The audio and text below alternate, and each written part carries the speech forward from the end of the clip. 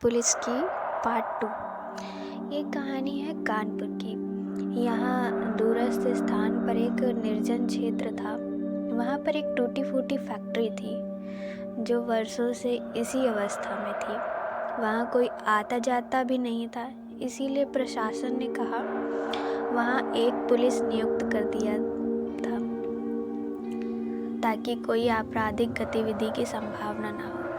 यहाँ प्रत्येक समय पुलिस तैनात रहती थी। दिन और रात की ड्यूटी बदलती रहती थी। इधर एक महीने से तेज सिंह की नाइट शिफ्ट लगी हुई थी। वहाँ अपने वैन से उस फैक्ट्री के चारों तरफ लगाता था और सुनिश्चित करता था कि वहाँ कोई अनावश्यक गतिविधि ना हो। एक दिन वह प्रतिदिन की तरह फैक्ट्री के चक्कर काट रहा था। तभी उसने देखा कि एक दरवाज़ा खुला हुआ है। उसे अच्छी तरह याद था कि जब वह पहली बार इधर से गुजरा था तो ये दरवाज़ा बंद था।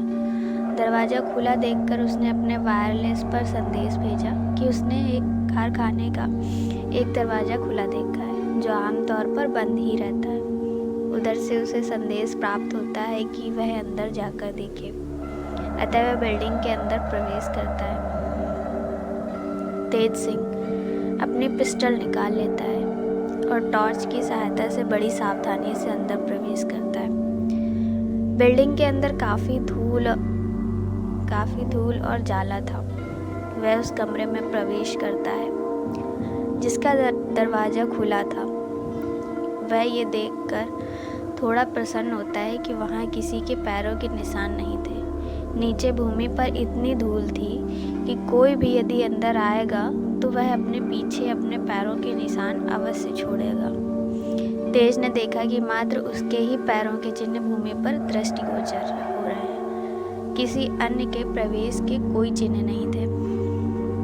फिर भी तसल्ली करने के लिए वह थोड़ा और अंदर जाता है। वहाँ कमरे में टूटी फूटी जंग लगी हुई कुछ कुर्सियाँ और मेज थी। दीवारों पर मकड़ियों ने अपना स्थायी निवास बनाया हुआ था। दरवाजे और खिड़कियां दीमक के कारण अत्यधिक जर्जर हो चुके थे। झिंगुर की ध्वनि चारों तरफ सुनी जा सकती थी। बीच बीच में छिपकलियों की आवाज़ भी उतनी अपनी उपस्थिति दर्ज करा रही थी। तेज सिंह को सब कुछ सामान्य लगा। अतः वह वापस जाने के लिए मुड़ता है। तभी उसे फर्स्ट फ्लोर पर बच्चों के हंसने और दौड़ने की आवाज़ सुनाई देती है।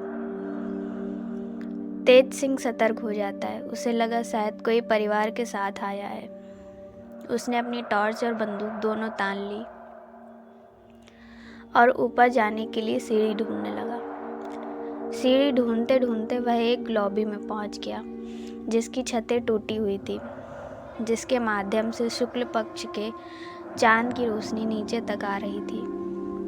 तेज अपना टॉर्च चारों ओर घुमाता है और तभी उसे एक कोने में एक सीढ़ी दिखती है। यह सीढ़ी लोहे की थी जिसमें लाल लाल चकत्ते पड़े हुए थे और इसके कुछ भाग भंगे भी थे। तेज संभाल कर धीरे धीरे सीढ़ी चढ़ता है। जैसे ही उस पर पैर रखता है वह सीढ़ी विचित्र सी ध्वनि के साथ गूंजती है। इस ध्वनि के साथ ही चमगादड़ों का समूह पराश्रव्य ध्वनि के साथ उस टूटे हुए छत से बाहर निकलने लगता है। तेज यह सब देखकर डर जाता है और अपने वायरलेस पर संदेश भेजता है। मैंने अभी अभी कुछ बच्चों की आवाज़ सुनी है। मैं यही चेक करने ऊपर जा रहा हूँ। ठीक है तेज, मुझे अपडेट करते रहना। उधर से आवाज़ आती है। तेज सावधानी से अपनी बंदूक ताने हुए ऊपर चढ़ता है। ऊपर एक कमरा था जहाँ एक टेबल पर एक नोटबुक रखी हुई थी। वह जैसे ही टेबल के निकट जाता है वैसे ही किसी बच्चे की रोने की आवाज़ आने लगती है। तेज पलटकर चारों ओर देखता है पर वहाँ पर उसे कोई नहीं दिखता। तेज की टॉर्च की रोशनी पूरे कमरे का चक्कर लगाकर पुनः उस नोटबुक पर रुक जाती है।